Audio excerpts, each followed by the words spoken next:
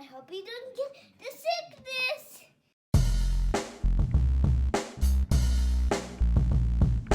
My boy Kurt is a stay-at-home dad, watching Disney movies he never had. His daughter digs through all the VHS, crushing the classics in a princess dress. Informed like Scuttle, Kurt's got your ticket, making it real like Jiminy Cricket.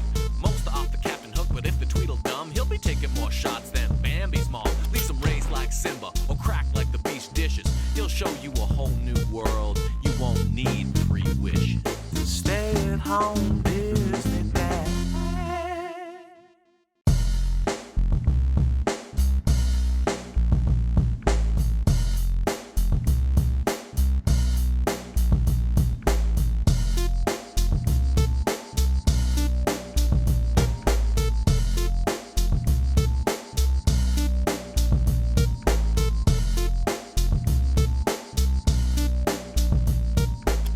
We start with an opening shot of every Disney villain entering a giant theater together, and I love how this destroys all the movie continuity. I'm sure some fans have tried to figure out how all these villains can exist in one world at one time in one place, but you know what? Disney doesn't care about your over-the-top need for everything to connect.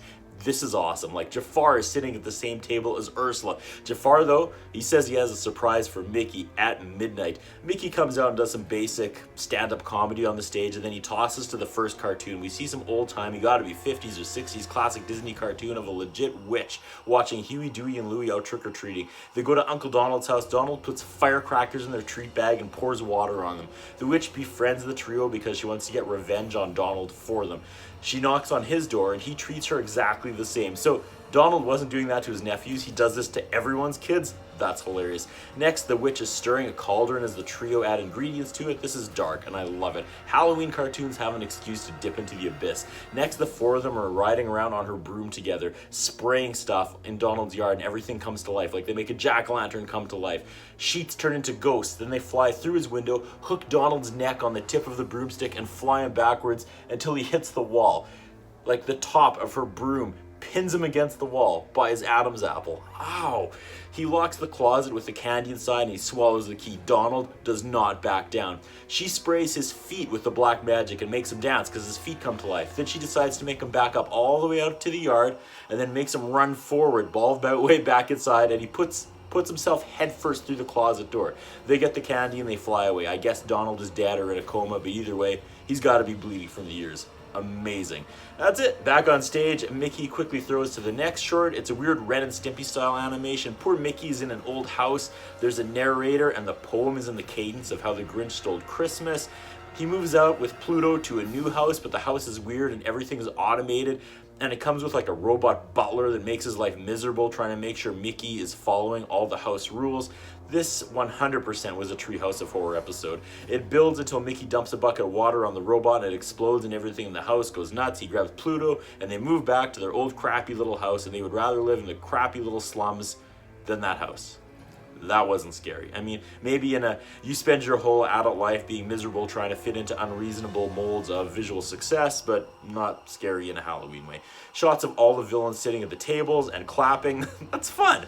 Donald is trying to scare everyone at the party and he can't. Next cartoon, Goofy walks outside and gets killed by a car. He returns inside as a ghost. Now, as a ghost, he has to follow the ghost rules and guidelines and he has to haunt someone. He picks Donald. Why? I don't know. Goofy tries to scare Donald. He keeps bumbling it. I want more classic Halloween cartoons from their vault that contain jaw-dropping, inappropriate violence by today's standards.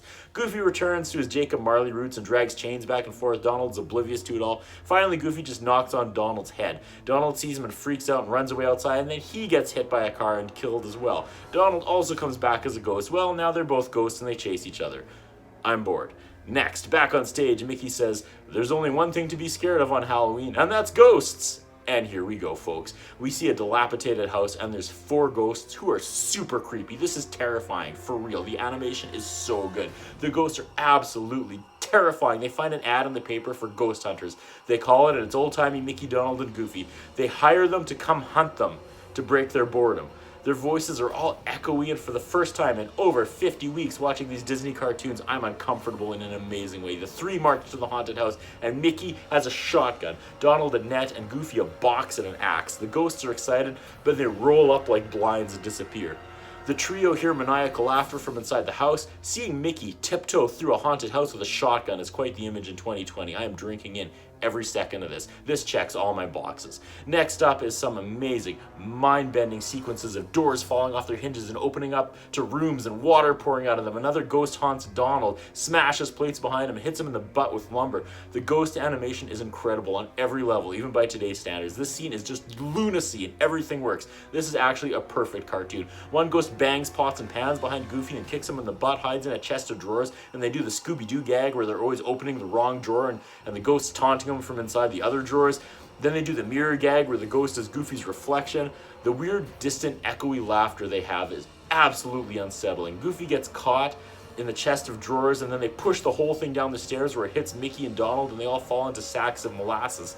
And when the three get up covered in said molasses, they look like ghosts. The real ghosts get scared and run into the house, and the last thing you see is footprints appearing in the snow as the invisible ghosts run away, ending in just such a delicious note. That has to be the best Disney short I have ever seen. Next is a non-scary one about a bunch of goofy fairies, like little magical fairies who all look like Goofy.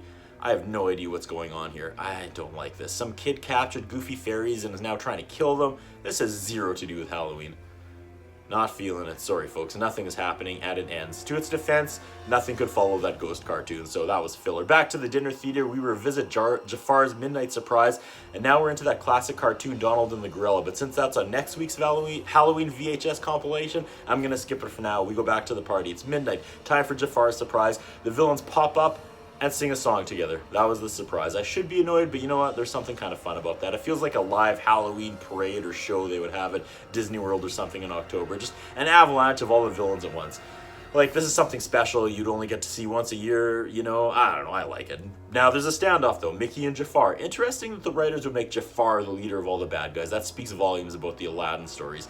Now they pitch to a cartoon, it's Halloween, and everything is scary, and Huey, Dewey, and Louie. There's witches and vampires, and just a visual montage of every Halloween thing possible until they get to Goofy's house, and he's a bumbler, so he's setting up things for Easter.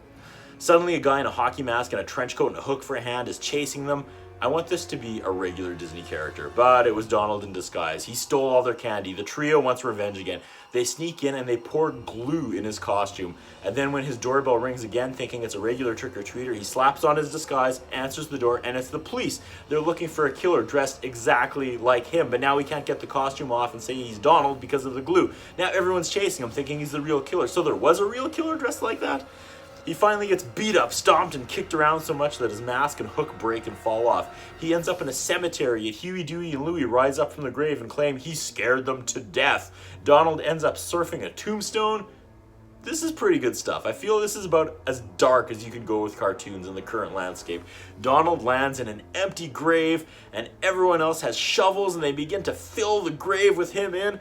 Donald sees the error of his ways in true Christmas story fashion. They go trick-or-treating together, and the first door is a silhouette of the real killer with a hook for a hand. They all run away, but it turns out the silhouette was Goofy, dressed as Santa, holding a candy cane. Back on stage, Jafar is still calling his shots, and he pitches to a Mickey and Minnie cartoon. There's no dialogue.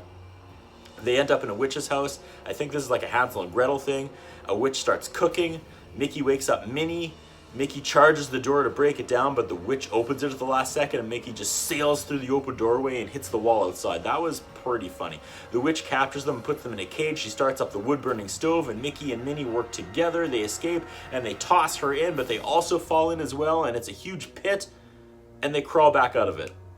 Okay, back on stage, Mickey is now Sorcerer's apprentice Mickey and emerges ready to hit all the bad guys with magic, and he does. This is bizarre. Seeing Sorcerer's apprentice Mickey going head-to-head with Jafar, and I'm a lot into it. He loses his blue magic hat, but then Aladdin tosses him a lamp, and Mickey saves the day.